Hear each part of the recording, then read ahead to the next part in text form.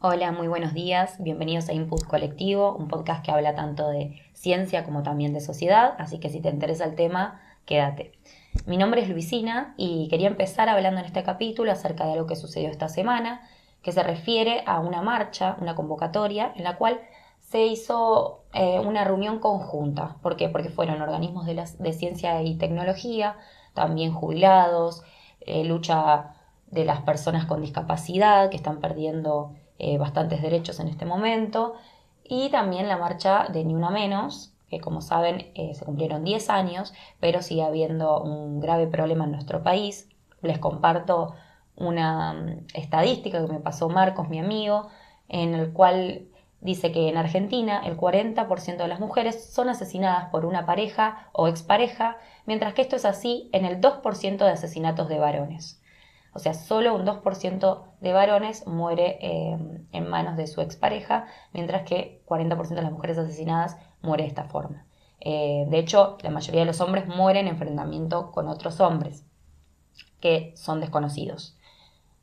Bien, nada, quería un poco hablar de eso. También después se hicieron unas discusiones en el Senado, que fue bastante gente. De hecho, fue también Valeria Levy, que es la vicedecana de la Facultad de Ciencias Exactas y Naturales de la UBA.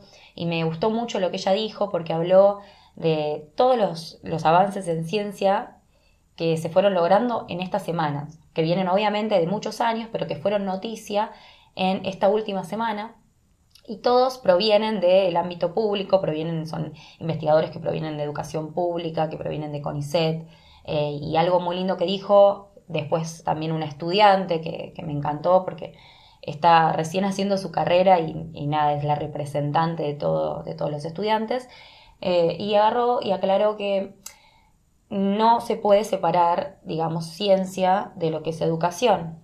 No podemos separarlo jamás, ¿sí? Como que vienen de la mano, la universidad pública, la ciencia financiada por el CONICET, que es un organismo estatal, vienen de la mano, ¿sí? Ciencia y educación están peleando por lo mismo en este momento.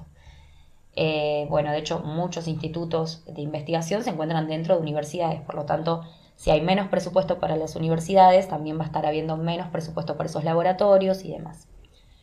Ahora vamos a introducir a lo que quería hablarles hoy, que es de los antibióticos. ¿Por qué se me ocurrió esto? Porque hay mucha confusión acerca de los antibióticos, de cuándo tengo que tomar un antibiótico, de para qué sirven, de en qué casos, y también hay mucho desconocimiento de lo que está sucediendo con los antibióticos, que es bastante grave.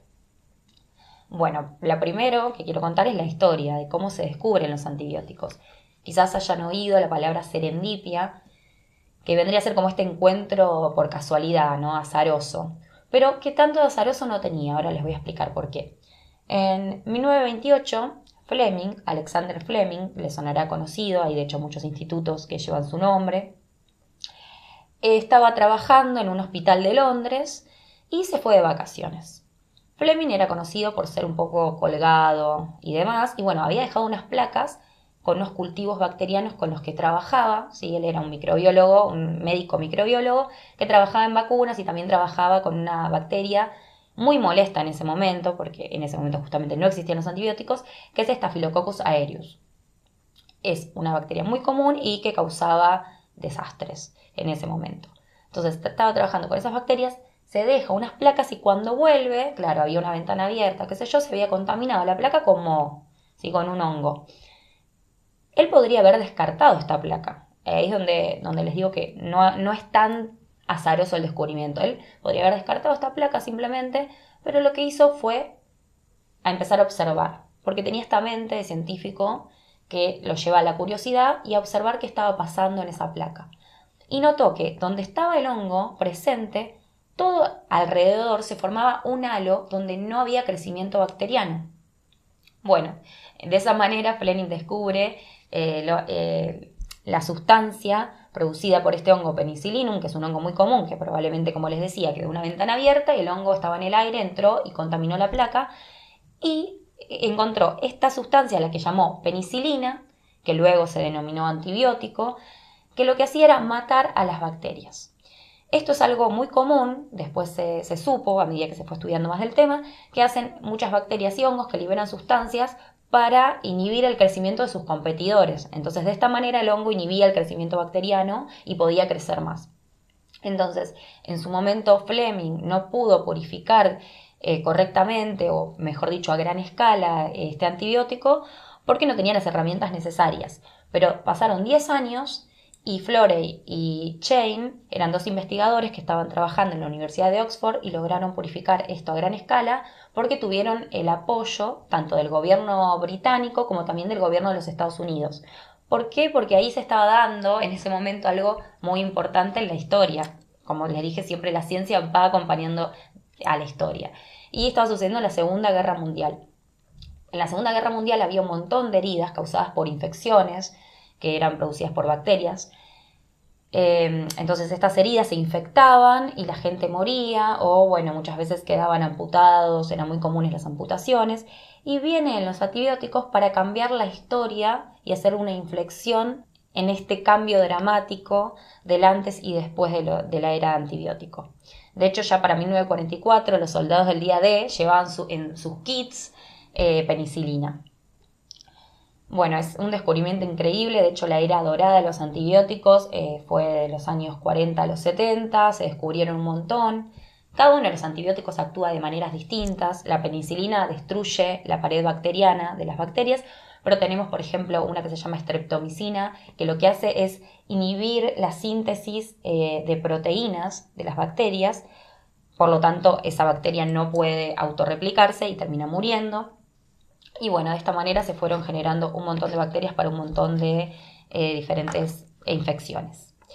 Bueno, ahora hay algo muy importante en el concepto de antibiótico que les quería traer, para ver si podemos entender un poco en qué casos tenemos que medicar con antibióticos, bueno, yo no en particular, sino los médicos, y en qué casos no.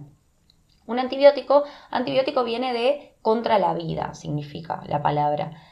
Bio es vida, entonces antibiótico es contra la vida y por eso lo vamos a diferenciar y vamos a decir que un antibiótico es solo para matar bacterias. Con un antibiótico no vamos a matar virus, no vamos a combatir ningún tipo de virus. Los virus en la jerga cotidiana, me gustaría hacer un capítulo de virus porque son sumamente interesantes y bueno, para hablar también un poquito del tema de las vacunas que viene vigente hoy en día. Los virus son considerados unidades entre la vida y la no vida. ¿Por qué? Porque un virus depende de otra célula para toda su maquinaria replicativa, su metabolismo. No puede vivir aislado de la célula a la que parasita, ¿sí? Porque lo que hace es meterse en estas células y tomar toda la maquinaria que tienen las células para su propio provecho. Entonces es considerado como un organismo entre vida y no vida. ¿Y qué sucede? Las bacterias son considerados independientes, que tienen su propia maquinaria y por lo tanto antibiótico va contra las bacterias, específicamente. ¿Qué enfermedades podemos tener mediante bacterias? Bueno, tenemos neumonías, tenemos algunos tipos de gastroenteritis, porque también hay otras gastroenteritis que son virales, por eso es importante siempre un médico que sea el que se encargue de esa evaluación mediante análisis de cultivo y demás. Y bueno, las bacterias también causan un montón de infecciones urinarias, un montón de infecciones más. Por eso vieron que generalmente cuando tenemos una determinada infección o cuando nos tenemos que, por ejemplo, no sé, sacar una muela, nos dan un antibiótico para que no se nos infecte esa herida, o sea, no sea invadida por bacterias. ¿Y qué es lo que sucede en ese momento cuando nos dan antibióticos que por ahí son muy fuertes? No sé si les ha pasado que por ahí tienen o dolores de panza o les puede agarrar en ese momento una infección con cándida, ¿sí? Que es un hongo que lo que hace es atacar toda la flora vaginal. Y estas cuestiones pasan porque nosotros, además de las bacterias, además de ser perjudiciales algunas, la mayoría son beneficiosas. De hecho, en nuestro cuerpo hay un montón de bacterias que están haciendo actividades para que todo funcione. Por ejemplo, la microbiota intestinal y la microbiota vaginal también en el caso de las mujeres. Hay un montón de bacterias beneficiosas que si nosotros las eliminamos hacemos un desequilibrio y pueden proliferar además otras cosas que están ahí, pero al estar en mayor cantidad nos produce un efecto negativo. Bien. ¿Esto quiere decir que tenemos que dejar los antibióticos? No, por supuesto que no, pero tenemos que tener en cuenta que pueden estar pasando esas cosas como efectos secundarios a la toma de un antibiótico. Entonces, como les decía, las bacterias se diferencian de los virus en que los virus generan otras enfermedades como por ejemplo resfríos, gripes virales, bueno, el COVID, ¿sí? El COVID-19 es un virus, por eso se generaron también vacunas y por eso quiero hablar de eso en otro capítulo. Y bueno, algunas gastroenteritis también, como les había dicho. ¿Qué sucede después de todo esto, ¿no? De esta era de los antibióticos entre los años 40 y 70? Empezó a pasar algo que preocupaba cada vez más y que hoy en día creo que debe preocupar muchísimo, es algo que nos tiene que preocupar a todos y se tiene que invertir en investigaciones asociadas a esto, que es la resistencia de las bacterias a el efecto de los antibióticos. ¿Qué sucede? Nosotros, a medida que exponemos cada vez más a la bacteria al uso de los antibióticos, las bacterias van desarrollando resistencia como una manera de poder sobrevivir. Si se sabe que todos vamos seleccionando determinadas características que son beneficiosas para crecer en un determinado ambiente, las bacterias también lo hacen.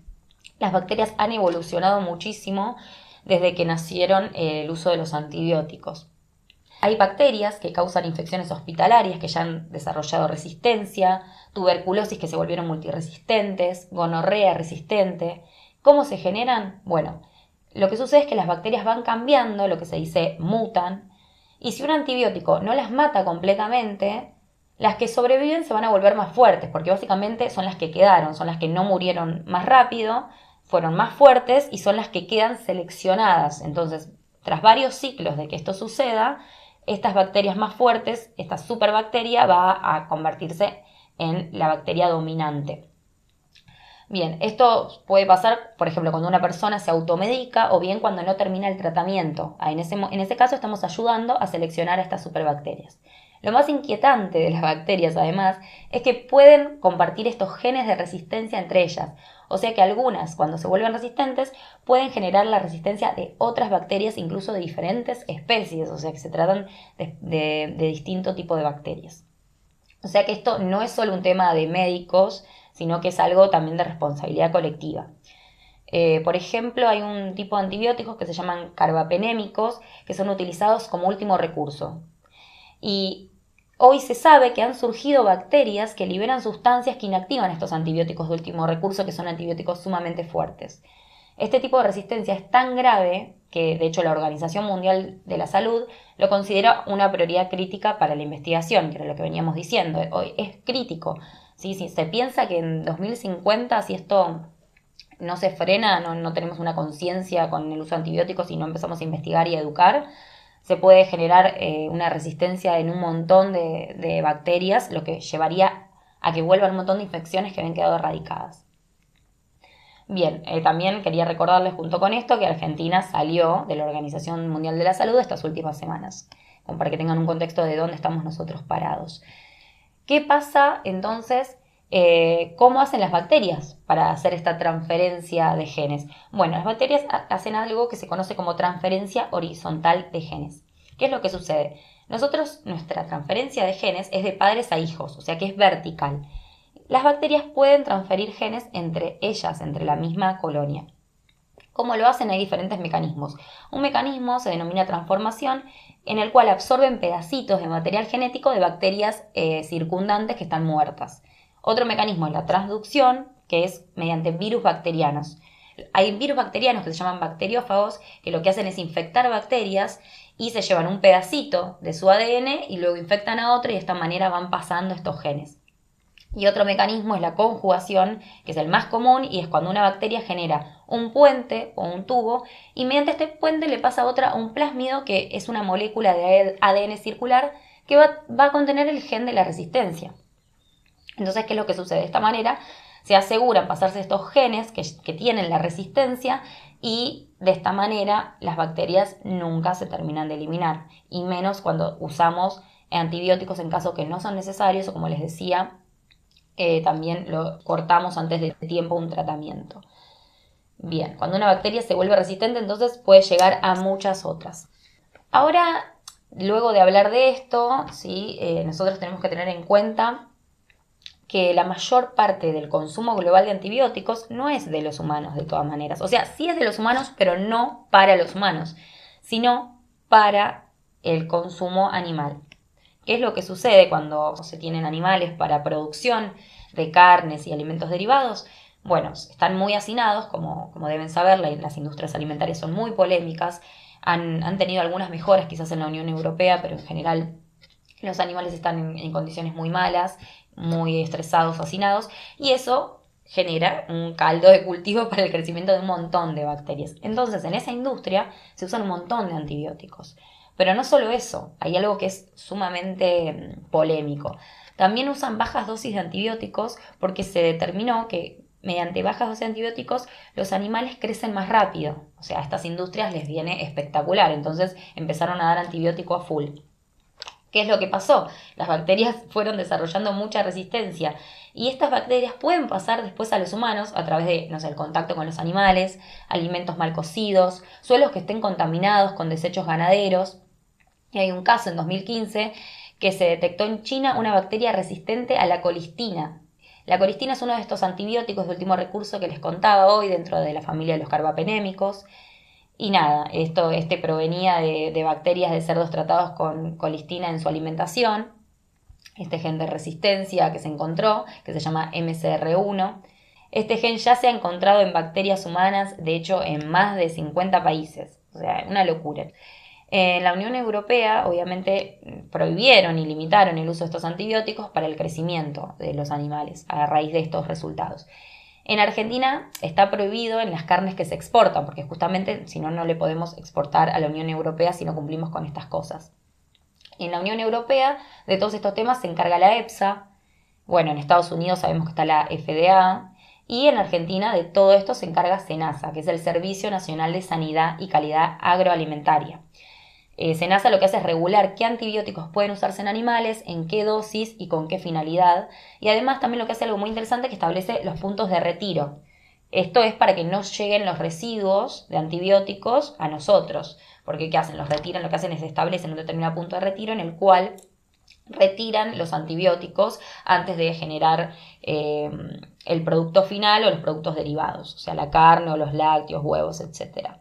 Entonces el rol de SENASA es clave, pero también se necesitan productores responsables, también se necesitan consumidores informados, tenemos que saber qué está pasando todo esto, si hay controles también de residuos en frigoríficos, muchas veces que se hacen para ver que efectivamente no haya residuos de antibióticos o restos de antibióticos.